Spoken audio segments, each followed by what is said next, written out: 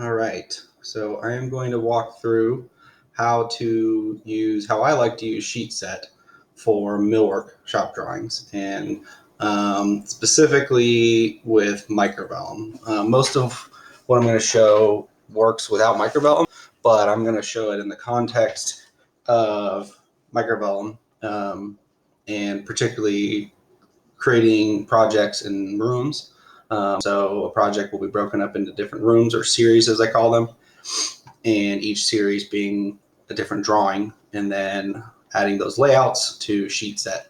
And I'll try to go quickly through what are the basic pieces that you want to create to make Sheetset work. So first step you're going to want to do, and I'll start over here from scratch. I'm going to close this Sheetset.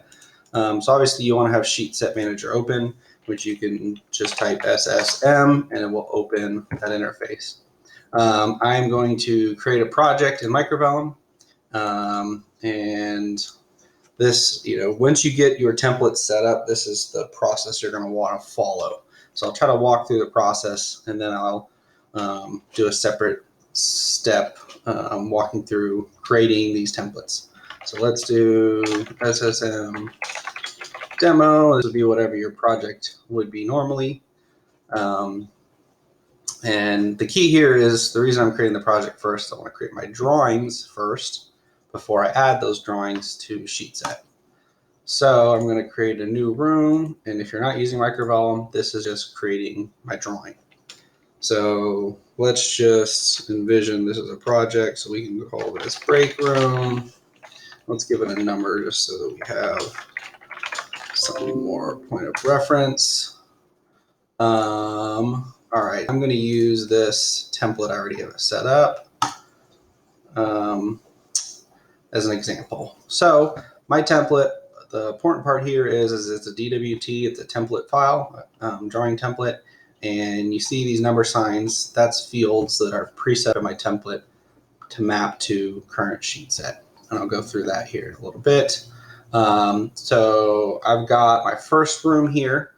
Now I want to create a Sheetset. So I'm going to go to New Sheetset, and I'm going to use an example Sheetset, and I want to pick my template Sheetset file.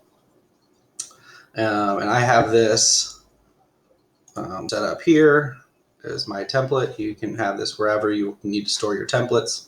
But I suggest storing it in your microvellum drawing templates folder, and if you're using microvellum.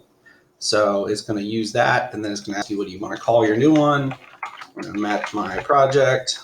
That says demo, and I have the opportunity here to go ahead and fill out some of my properties, or I could just skip that and come back to that later.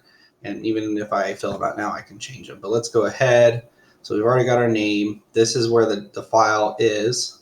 And we're going to change that here in a minute. And then let's go ahead and give this a project number, SSM demo, and I'm going to give it, what was the project contractor, .works, email, and these are all fully customizable properties that are pre-set up in mine. As you see here, these are some custom ones. Something that I recommend, that what's great about Sheetset is that it allows you to break your drawings up, your jobs up into multiple DWG files and use the properties here across all of them. So for instance, finishes, I could have my cabinet finishes, I can have properties for hardware, for project information, and I can update them here in one place, and it'll update across all of my different drawings in that project. So okay, so I've got that stuff filled out. We'll come back to this, but you see I'm pre-mapped to some blocks for my callouts and labels. So we'll get to that. So store the Sheetset file here. So this is important because it's defaulting to where the template is, but I want my Sheetset file to be where my drawing files are. So I'm going to go, and in this case, to where I happen to know my drawing files are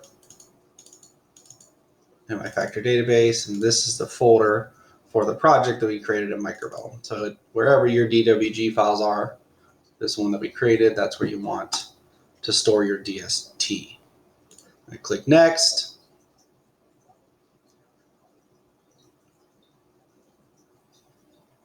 Sometimes this takes a minute, and it's going to give you a little bit of a summary of everything we just did. Great. Okay, now I've got my sheet set file, and it comes in. My template happens to have these in here. You can add subset. What these are called as subsets. Think of them as like a tree structure or folders. I'm going to delete these. In this case, I'm going to remove them. I don't need those subsets. I'm going to create a subset instead called, for this room, 101 room. All right. And there's some things you can do with referencing subset names in your title block if you so choose to. Okay, so now all these fields, that's great. They're supposed to be linked to here. How do I get this drawing in here? Well, it's important to save. Always save. Control S, your drawing, so that I am referencing the latest version when I go to bring it in here. So there's two ways you can bring a new layout in. If you go to Autodesk, they're going to tell you to right-click, New Sheet.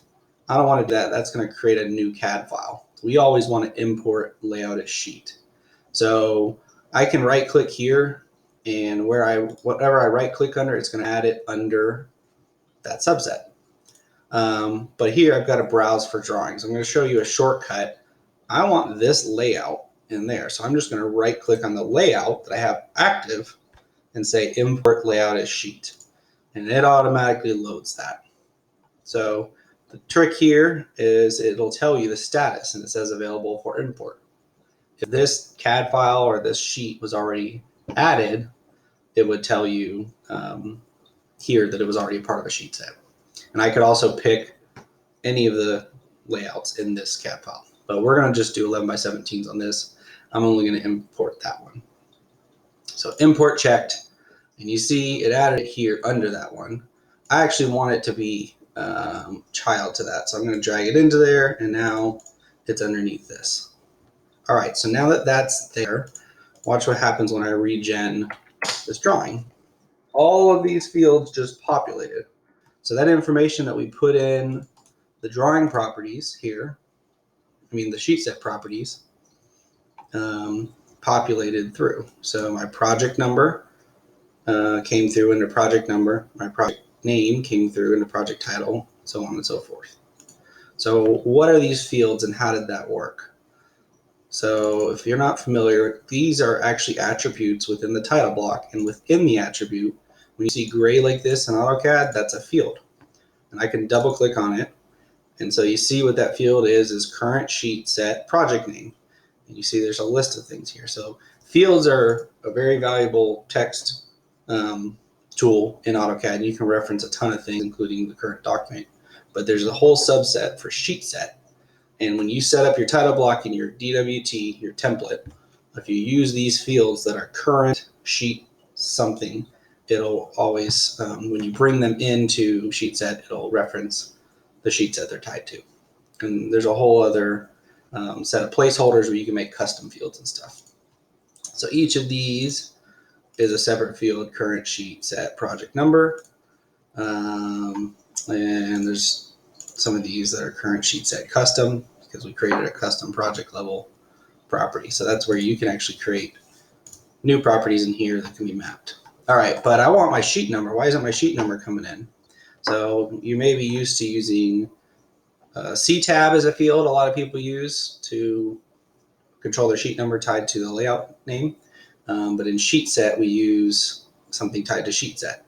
So I need to rename and renumber this to populate that. So now that we have the sheet in sheet set, I'm going to right click on it. I'm going to rename and renumber. So this, whatever I put here in number, is going to be the sheet number. And this is where it comes in key as well. What's something that I recommend heavily for millwork companies is you break your jobs up so you don't have the whole job in one DWG or one room in Microvellum. Couple reasons. One, it allows multiple people to work on the same project if needed. So I can be in one drawing, you can be in another drawing, and we're not stuck. Two, it allows for scalability. So very, very large jobs being in one drawing can be very, very slow and bogged down. And additionally, if I need to number my sheets by series, it forces you to create a logic to where if I see in PDF or on physical piece of paper, oh, this is what the page number is, and you use a logic by series, meaning like I suggest like 01, series 01. So in this one, we would say 01.01 would be sheet 1. Sheet 2 would be 01.02. I know all the 01s are going to be in the same CAD file together. You can create logic there. Or in this case, I could use room number, and I could say 101.1. There's a lot of ways you can do it, but either way, you create a unified logic to where this is your series, and then you have a way to create additional sheets within that. And so you're not sequentially numbering the whole job 1 through 100, for example, and then, oh crap, I got to insert a sheet, and now I got to renumber everything. So I'm gonna in this example, I'm gonna use room number 10101. 101.1 is the sheet number. And now that I've renumbered that, and actually I skipped a step here. You actually have a sheet title. So I'm going to say 101.1. And then on this sheet, for example, might be plans and elevations. And so you have some options here. I can uncheck these boxes, and then I can manually name the layout. Whatever this is what it's going to renumber this as. But I want it to be sheet title prefixed with sheet number. And that automatically just concatenates these. So when I click OK, it renames the layout to match the layout name here. And then when I read that again, I get this. And this sheet title populated from what I put in there. Pretty nifty. Okay, so that gives me my pages. Let me check real quick how I'm coming along. Okay, I got a few more minutes of recording here. So I want to start putting drawing stuff in here. So I've got no geometry and model space. I heavily suggest here that you set your template out, preset it with views and some sort of orientation here. So I like in my model space and my templates to set a grid of plan, elevation, and sections, for example. So if I, for instance, say 360 by 180, that's not what I wanted to do.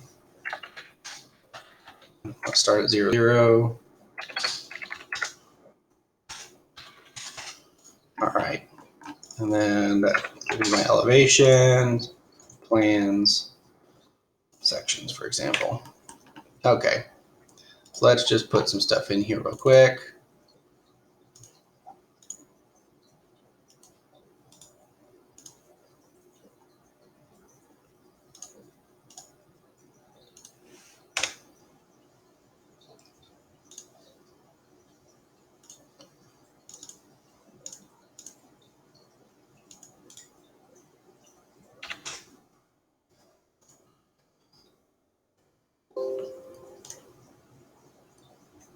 All right, let's see. I'm going to draw my 2D wall elevation. Select all, yeah, I want to align here. If you're not using ortho tracking, get a hold of yourself and turn it on. All right, so let's see here. I didn't even set up my scales right. Draw product sections. Let's drop it through the wall. And we're going to do it at 12. Draw facing left. Okay.